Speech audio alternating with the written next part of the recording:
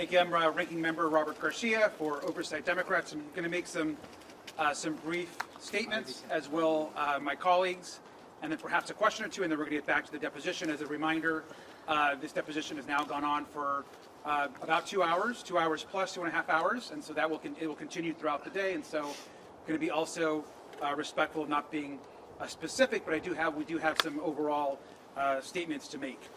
And a lot of this obviously ties into what the Secretary has already put out herself in her opening statement. Just want to begin by just clarifying and putting emphasis on something that's very important, and it's something the Secretary herself has said. Secretary Clinton never met Jeffrey Epstein. She never visited the island. She never flew on his plane. She also had no knowledge of Jeffrey Epstein's horrific crime. So zero knowledge of any wrongdoing. And you've also all heard that directly from her. Secretary Clinton is also completely cooperating with the deposition and the committee, and is answering questions in full faith and in good faith. What is not acceptable is oversight Republicans breaking their own committee rules that they established with the Secretary and her team, which you've all reported and you've seen by releasing photos. Not acceptable, and it was gracious of the Secretary and her team to continue the deposition. What we also want to say at this very moment is it's becoming more clear every single day is the questions continue to build around this DOJ and the White House and the focus of the majority. We want to understand right now where the missing FBI files are. These are files that accuse the President of the United States about serious accusations around sexual abuse. And the fact that they're not in the files and have been apparently either removed or discarded is incredibly concerning. And so we're calling on Attorney General Pam Bondi to immediately release those files. And lastly, I want to also add that this committee has now set a new precedent about talking to presidents and former presidents. And we're demanding immediately that we ask President Trump to testify in front of our committee and be deposed in front of oversight Republicans and Democrats. And that should happen immediately. He is the person that appears almost more than anyone else in the committee, and it needs to happen right now. Mr. Chairman, do you distinguish at all between a president and a former president and a sitting president? I mean, is there something in there? Because they will say, wait a minute, we know what the court ruled on his immunity. We should depose the person that is mentioned in the Epstein files almost more than any other person next to Ghislaine Maxwell, and that's Donald Trump. Mr. Rankin, we're going to have a couple comments, and then we're going to. How did that vote? I'm going to answer a couple questions. Thank you. I'm going to answer a couple questions. Thank you. Thank you.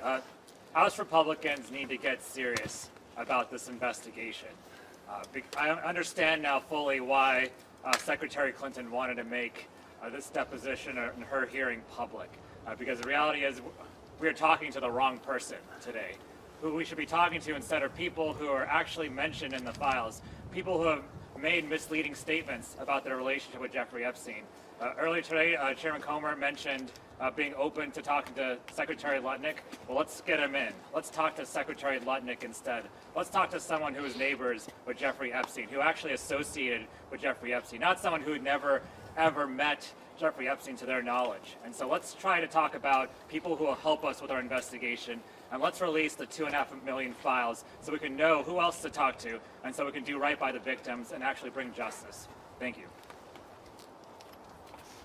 Thank you. I'm Congresswoman Yasmin Ansari, representing Arizona's 3rd District. I am extremely appalled by the Republican chairman's behavior today and by the behavior of the entire committee and how unserious they are about this investigation.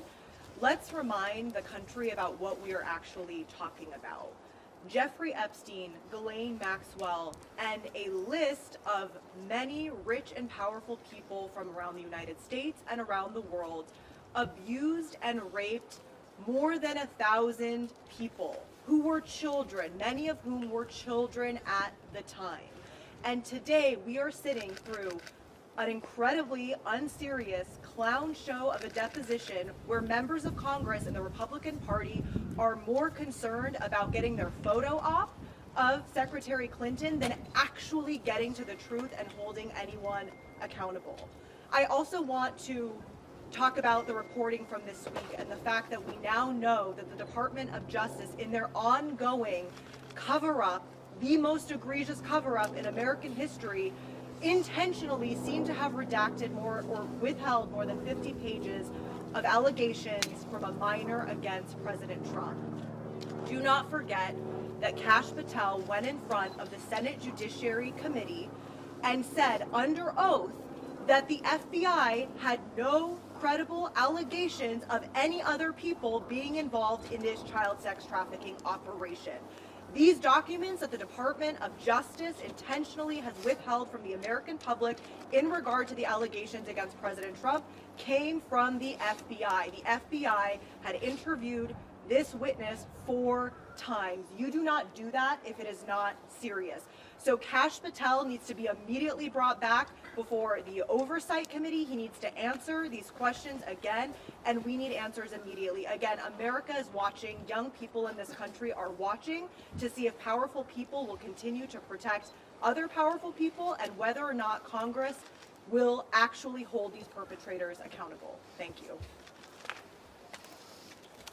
Wesley Bell, Missouri's 1st Congressional District, and as a former prosecutor, I've been involved in leading investigations in serious offenses, and this ain't it.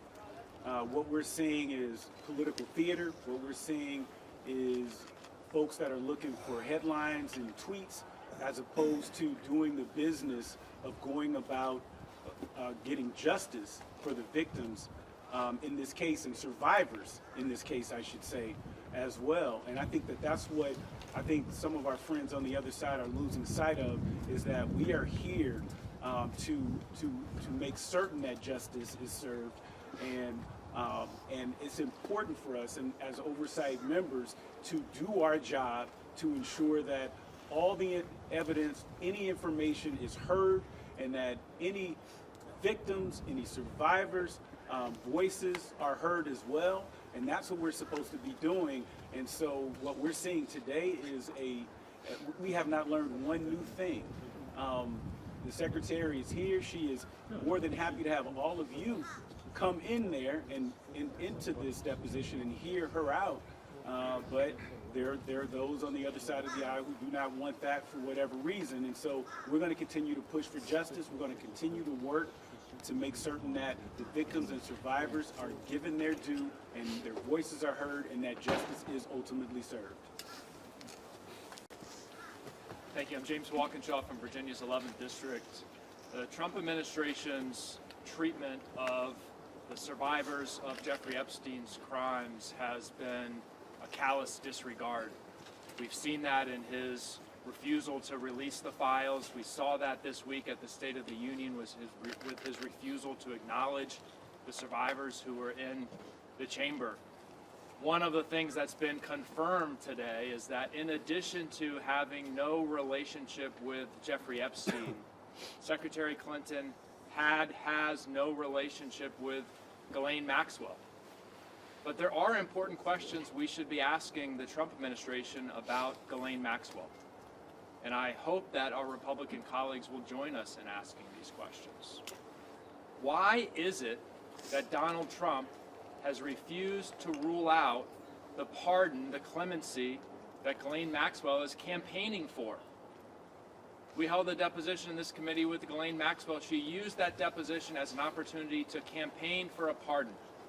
Chairman Comer then walked out before many of you and gave her talking points as to why she should get a pardon. Donald Trump needs to direct Attorney General Bondi to release all the files, to unredact the illegal redactions, and he needs to unequivocally rule out a pardon for Ghislaine Maxwell, who is a monster convicted of child sex trafficking. Why has he not ruled out pardoning her? Why did the Deputy Attorney General spend hours with her? And then why was she transferred to a cushy, lower security prison? Those are important questions we should be asking about Ghislaine Maxwell. We no longer have to ask whether there's any relationship between Secretary Clinton and Ghislaine Maxwell. There was not. Can you give us I'm a going sense to answer the question. sense of what happened? I'm going to answer the question. One second. I'm going to one statement, then one question. Last thing I'm going to say, and I'm going to begin with a question, is we want to make a very clear demand right now, which is that the full transcript, unedited, of the Secretary's questions and the answers need to be released by the majority in the next 24 hours. We need the public and the American people have a right to know exactly what she said, what questions were asked of her, and how she responded. That's transparency. She herself requested that the press and the public be allowed into the deposition. That was denied. And so at a very minimum, they need to immediately release the full transcript, and we're hopeful that tomorrow, for the former president, that the press would be allowed in and the public as well. That's been the request. Thank you, Mr. Ranking Member. How did that leaked photo get out, and do you believe there should be any repercussions? Well, the repercussions should come from the majority and from Chairman Comer. I mean, it was very clear that leaked photo was sent out by a member. I think it's not hard to figure out what member that was by looking at the photo. And the fact it was not just one photo, it was one photo and then a second post that also included a photo as well. And so that was completely against the rules. I think we're grateful that the Secretary continued the deposition, but not acceptable.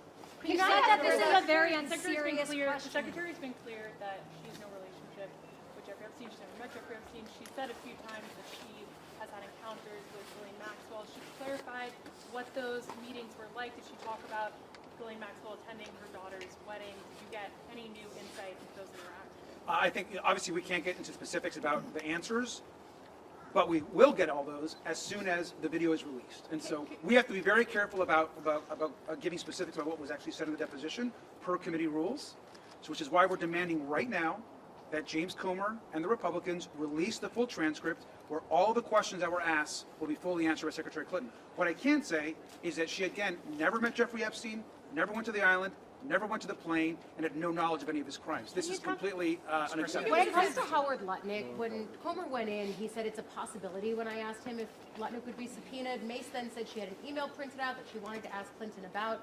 What was that line of questioning like in the room, and was there any discussion about moving forward on a request or a subpoena for Lutnick? We've made the request of Howard Lutnick. It is unacceptable that we have the Commerce Secretary who has lied and lied and lied about his relationships with Jeffrey Epstein, the fact that he went to the island, he went on the plane, he went into business with Jeffrey Epstein, and yet sat there in a chair with a reporter and lied to the American people. He should resign today. He should be removed from office, and at minimum, should come before the committee. I think everyone's been clear that we need to hear from Howard Lutnick. Can you give us what was the line in the room, the questioning in the room? I'm not. Sorry. I want all of the Secretary's responses to be released immediately, or I want the press to be allowed in to get details. Can you give us a sense of what it was like in the room? Is this a very tense deposition? And also, can you give a little bit more color of what exactly happened when this moment on social media is shared? Was there back and forth about letting the press inside the room? So yeah, what I can say is obviously everybody was very taken aback by the committee rules being essentially not enforced and certainly just broken immediately. That is not acceptable, especially when the Secretary said from day one that she wanted the press in the room. When the incident happened, I think this is something that can be reported, the Secretary's team continued to demand, even after the incident, to let the press into the room, because what was important for her is that her answers to the questions not be edited, that the video not be edited. And so we understand that, and we're committed to getting this video transcript out immediately. And to be clear, she is answering every question. To be clear, she's answering all the She's questions. taking the fifth at all? To be clear, she's answering all the questions. I think I can safely say that she's not taking the fifth. Mr. Garcia, Last question. in terms of her understanding of her husband's relationship with Jeffrey Epstein, is that something that she's been asked about? I want the full transcripts to be released immediately, and I think everything that she said in her testimony will be clear. Thank you all very much. Thank you so much for coming out.